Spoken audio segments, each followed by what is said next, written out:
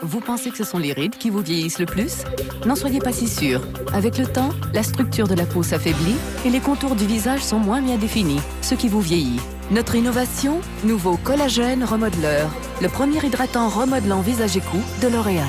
Protégé dans un flacon pompe, cette formule hydratante quotidienne brevetée contenant du pro-collagène fait paraître la peau plus rebondie, plus lisse et plus jeune. Nouveau collagène remodeleur de L'Oréal Paris, parce que vous le valez bien.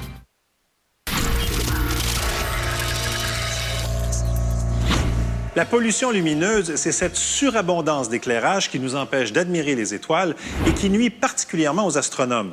C'est pourquoi les municipalités situées autour de l'Observatoire du Mont Mégantic ont pris des mesures draconiennes pour réduire l'intensité lumineuse de leur éclairage nocturne. Mais selon 2 chercheurs de l'Université de Sherbrooke, la pollution lumineuse nuirait également à la faune, à la flore et même à la santé humaine. Voilà qui a attiré l'attention du maire de la petite municipalité de La Patrie, située au pied du Mont Mégantic.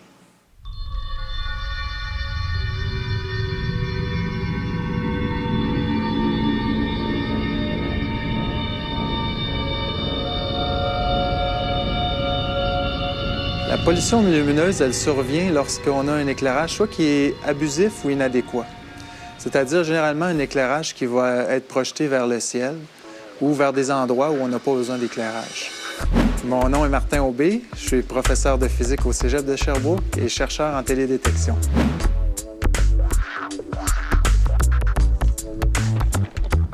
La pollution lumineuse, ça va nuire d'abord, historiquement, on va dire, aux astronomes. C'est les astronomes qui se sont plaints les premiers de ce problème-là. Pour lutter contre la pollution lumineuse, on pourrait hiérarchiser les étapes à suivre. La première, je dirais, c'est d'éclairer où on a besoin seulement et quand on a besoin. La deuxième, c'est de réduire l'intensité d'éclairage. Notre œil est fait pour s'adapter à un éclairage plus faible. La pupille va grandir, donc on peut se permettre de diminuer le niveau, je dirais, au moins de moitié. Ensuite, le troisième point, c'est de remplacer toutes les lampes blanches par des lampes jaunes.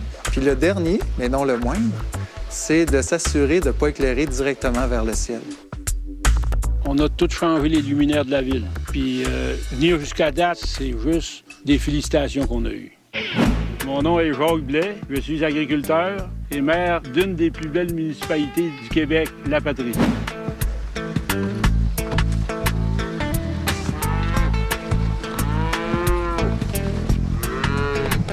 Au début, là, on trouvait que c'était un petit peu plus sombre dans le village, là. Mais les gens s'accoutument, puis la majorité des gens là, sont très heureux de ça. C'est une affaire qui va être une des premières au Québec. Puis pour une petite municipalité, bien, c'est enrichissant. Au fil des ans, on s'est rendu compte qu'il y a d'autres effets néfastes de la pollution lumineuse, entre autres des effets sur la santé humaine. Pour avoir un équilibre hormonal adéquat, il faut avoir au moins 5 à 6 heures de noirceur totale. L'impact de ne pas avoir autant de noirceur la nuit, c'est que notre système hormonal ne fonctionnera pas bien, puis on a un développement des risques de cancer qui augmentent. Nous avons une hormone, les humains, qui est produite seulement en période de noirceur, c'est la mélatonine. Et ça prend pas beaucoup de lumière pour que cette hormone-là soit pas du tout produite. Et elle est très importante parce que c'est un important antioxydant pour le corps. Mon nom est Karina Poulain, je suis écologiste. Si on n'a pas de noirceur dans notre vie, on perd cet antioxydant-là qui est très important d'avoir pour un humain. Lorsqu'on a, disons, une bonne qualité de noirceur, on a aussi une meilleure qualité de sommeil. Donc, on est plus reposé, donc on est moins stressé. On a plus de calme le soir, puis on peut avoir la chance de dormir mieux, sans tout fermer. Puis si on est obligé d'aller à l'étable le soir, quand on revient, on est moins réveillé. On a la chance de retourner se coucher plus calme. Je me suis intéressée à la pollution lumineuse en écologie parce que c'est un sujet nouveau. Parce que personne autour de moi connaissait les réponses à ça. Je suis une personne curieuse, donc j'ai été chercher voir c'était quoi les impacts de la lumière parce que je me dis c'est certain que si la lumière est si importante dans la vie, qu'elle peut avoir des impacts négatifs quand elle est là sous forme de pollution la nuit. Un des exemples d'impact de pollution lumineuse sur la faune, c'est sur les insectes. C'est un comportement que tout le monde a déjà observé, hein, des insectes qui tournent autour d'une lampe. Donc, ce comportement-là, ça peut être très néfaste là, pour les insectes. On soupçonne que ça a détruit des espèces au complet. L'insecte, quand il est attiré par la lumière, il perd de l'énergie, c'est certain, parce qu'il tourne autour de façon inutile pendant très longtemps. Donc, il perd du temps aussi pour un insecte qui a une durée de vie de quelques mois, de quelques jours même. Donc, ça a un grand impact sur les insectes.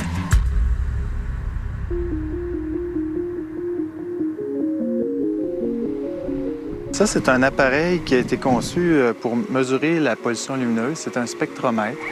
Le spectromètre, sa fonction, c'est de décomposer toutes les couleurs qui composent la pollution lumineuse.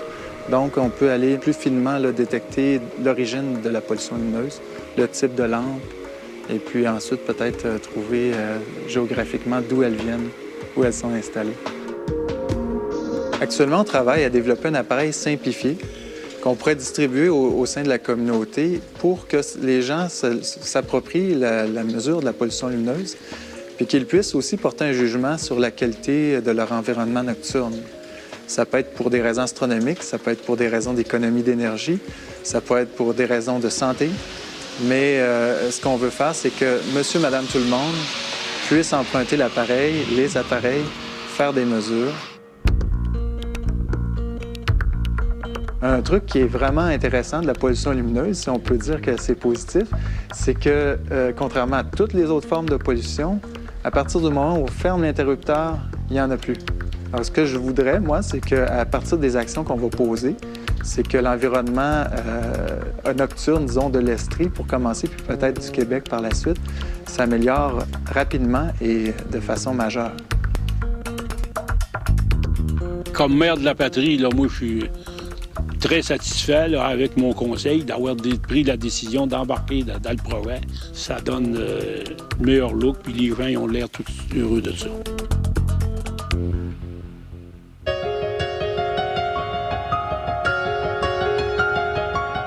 En 2007, la région située autour de l'Observatoire du Mont-Mégantic s'est vue décerner le titre de réserve internationale de ciel étoilé. Cette réserve s'étend sur 5 500 km² et Martin Aubé y a déjà constaté une diminution de 25 % de la pollution lumineuse depuis sa création. Le lien entre les excès d'éclairage et les problèmes de santé humaine demeure à démontrer, mais une chose est certaine, dans le noir, on dort mieux et on se porte mieux. Et en prime, on économise de l'énergie.